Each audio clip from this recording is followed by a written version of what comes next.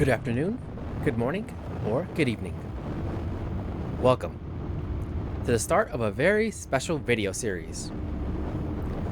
So, to give a little bit of context, I am part of the Sukeban Friends Discord server, and the lovely Kiberen ran a little game jam for Sukeban. The theme is, what does Sukeban mean to you? And we've had a few lovely submissions. And the first one is from the homie Carol, a little game called Alyss. I know nothing about it, but I do want to give my support and shout them out. And I just want to say your hard work means a lot, and it's very special that you were able to make a game. Not many people can do that, and you did it for a cool game jam, so props to you. I'm gonna play this game and do my best to do it justice. Apologies if the audio balance isn't correct. It's hard to always get it right. I didn't want to use a compressor that would dampen the game's audio while making my voice louder, so I just opted to make the game a little bit quieter. So hopefully everything comes through.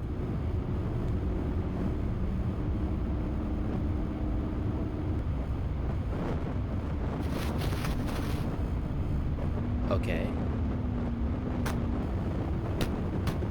With a striker in her hand, the flare in the other, she attempts to strike the flare over and over, to no avail. The woman has grown frustrated, sniffling, quietly weeping, tears attentively welling at her eyes. She continues over and over to light the flare. Drop. Finally giving up, the woman drops the flare. Furthermore, dropping to her knees, the flare impacts the ground below. Her quiet weeps now audible cries.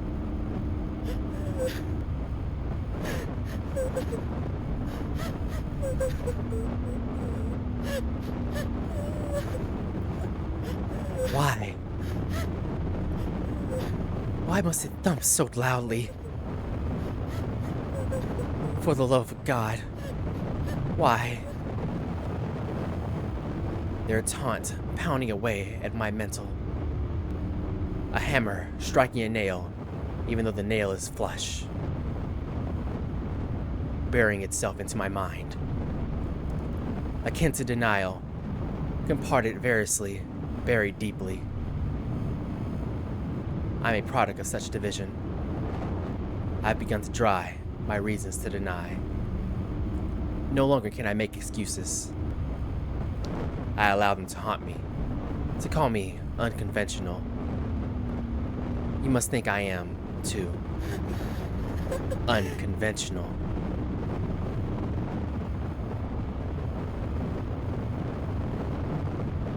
You must have a reason to attempt aid. If not aid becoming of advantage to gain, then maybe you behave like a doctor. Doctors are good at fixing people. So why don't you?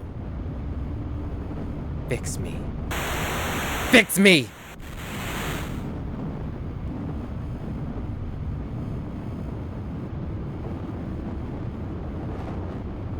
That's what I thought.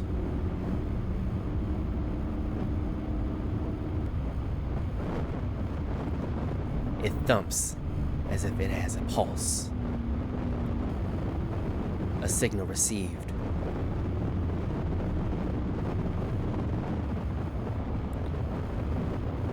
I must hear its sound.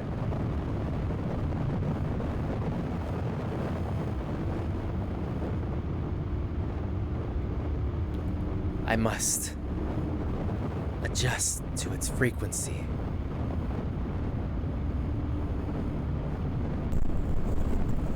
A cellular tower's cables thrash and clang against its metal frame in the wind. Standing tall before Alyss, standing up to the dense, stormy winter sky. Its light that generally pulsates to indicate its activity is unlit. No, I shan't dial yet. I'm just getting started. This hike is so I can clear my head. My mind and the weather share a connection. Neither are clear, yet nor can confine me. How the peak of this mountain provides clarity by clearing. I must keep going to seek my own clarity. Walks are good for you. They help to motivate the body, give it a path. If only I had a destination rather than a dead end. A long incline to the summit is ahead before the woman. She stops to observe the road, further conjuring her thoughts. A similar sight. Somehow, this summit is so distant, yet feels so near. Maybe it's the isolation. No longer is this hill a landmark for me. It's nothing more than a nothing end, an end befitting death. A small town effect, I guess. Despite how close I am to others, I feel so despondent. Where do I see similar smiles? I hardly know why they shine. There are no social spots, no bars, no malls, no theaters. Such places become landmarks for me, like what this hill becomes for a weary city dweller. Hiking is an activity best done when socializing, yet I do hikes alone all the time. A trail pounded by true tarts two ways. A trail pounded alone is to discover one way. The one discovering lacks hindsight, something I toxically apply to everything and often fail to, for I am wrought by fear. The gesture of taunt beating me out of going places.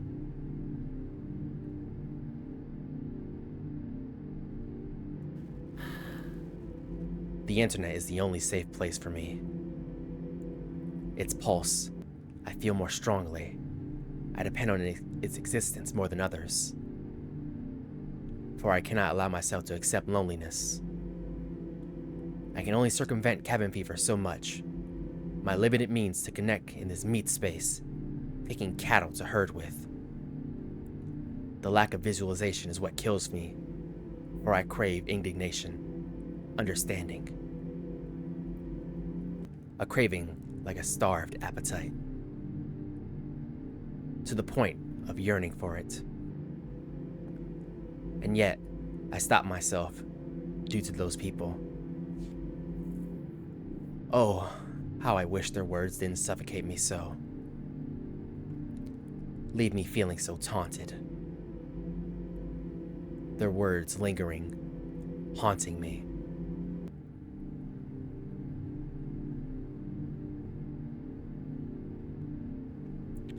Continuing up this path, the woman finds herself where she was to begin with, the summit of the mountain. Taking a moment, she observes the cell tower.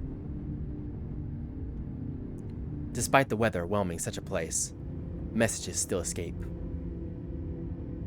A meager storm cannot swell sincerity.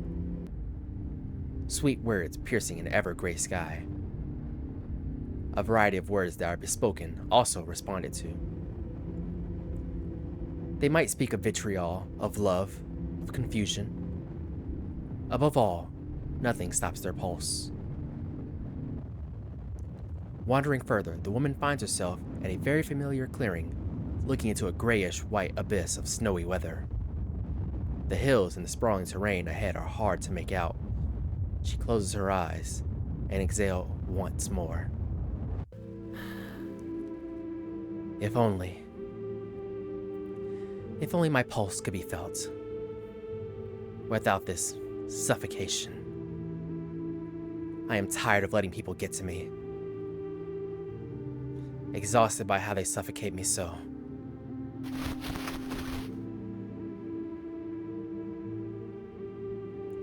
I want it to stop.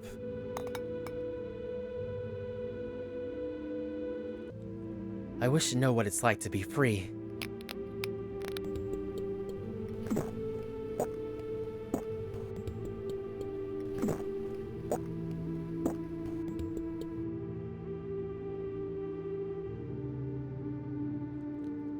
Pulling the bottle away, she chucks it at her feet, kicking it away. That's how they like it. Only when I am at my most incognizant, when I am simply something for them to laugh with. To be laughed at. Only when I am flippant, when I am loud, do they show me love. An air horn blaring into the wind. Warning of an impending storm. A belting of verbiage. Is that what you want? To hear me wax poetic to you like I have resolution, answers to these pressing visions? You probably think this is funny. You think I'm pathetic, unlovable. The pulse is more rapid, my brain splitting in two. An agent, adultery, a vice, to allow me to communicate about how I yearn for love.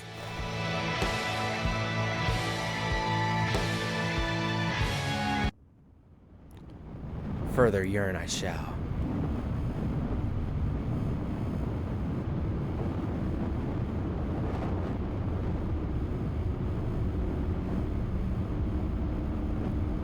For the wind to guide me.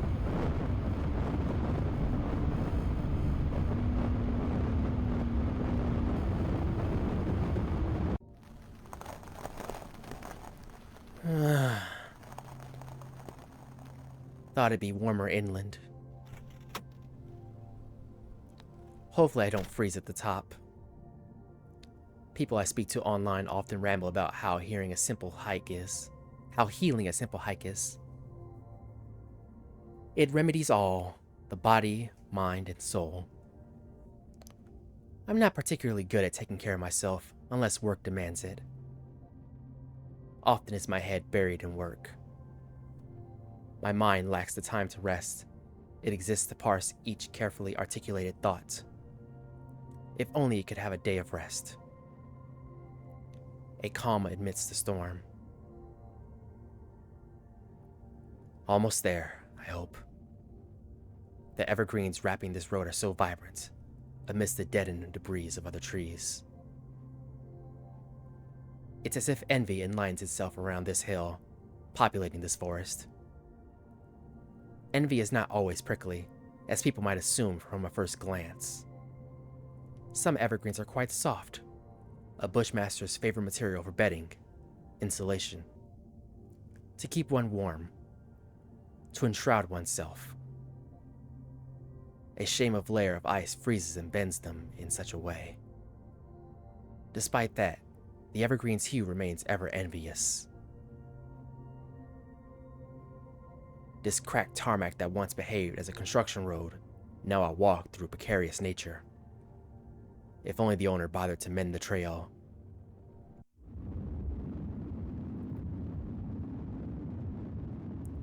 What a lovely view.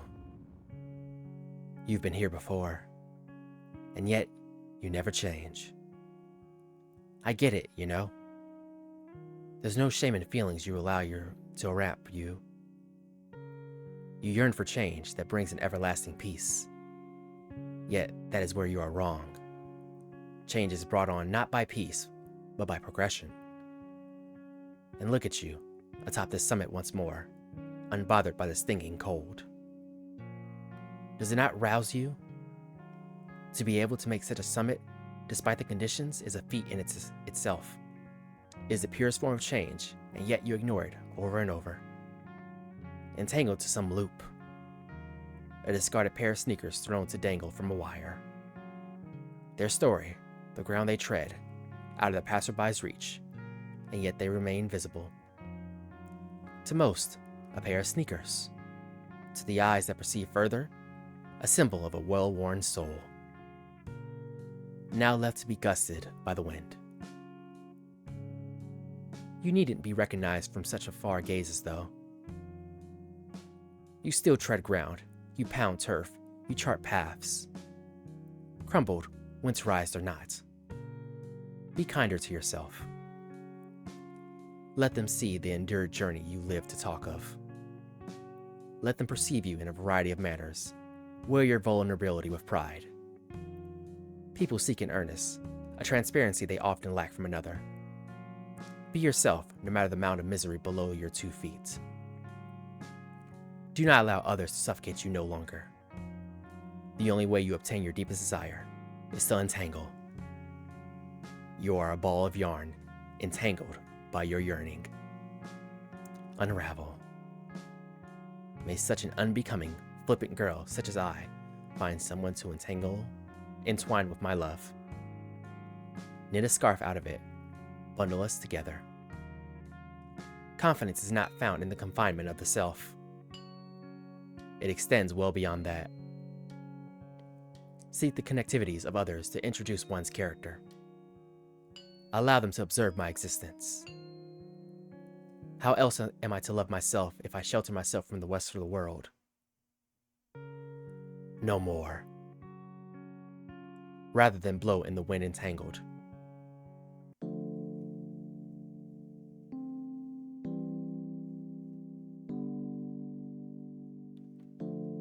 May the wind guide me.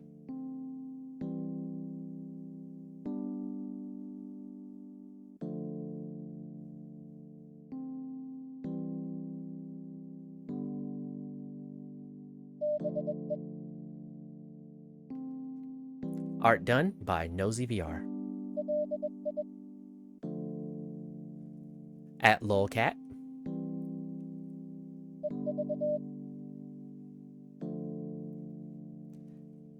At a linking ion. And Frogwad, aka Carol.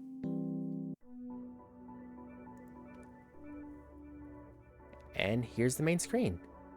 We can ascend, dial, recall, and what it's about, or descend. Let's see what it's about. Alyss version 1.0, made with RenPy. Neat.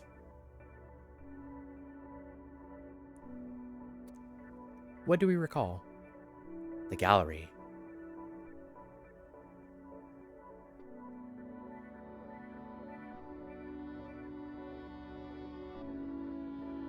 What if we dial? Alright, these are our settings. What if we ascend? And we start over.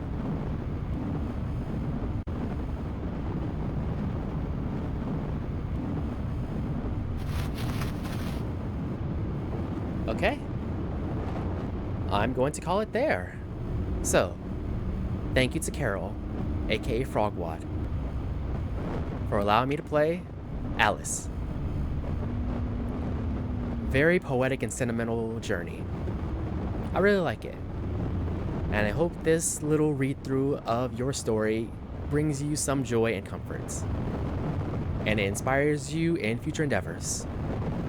So, thank you for watching this entry in the Sukeban Jam. I'll see you next time. Bye.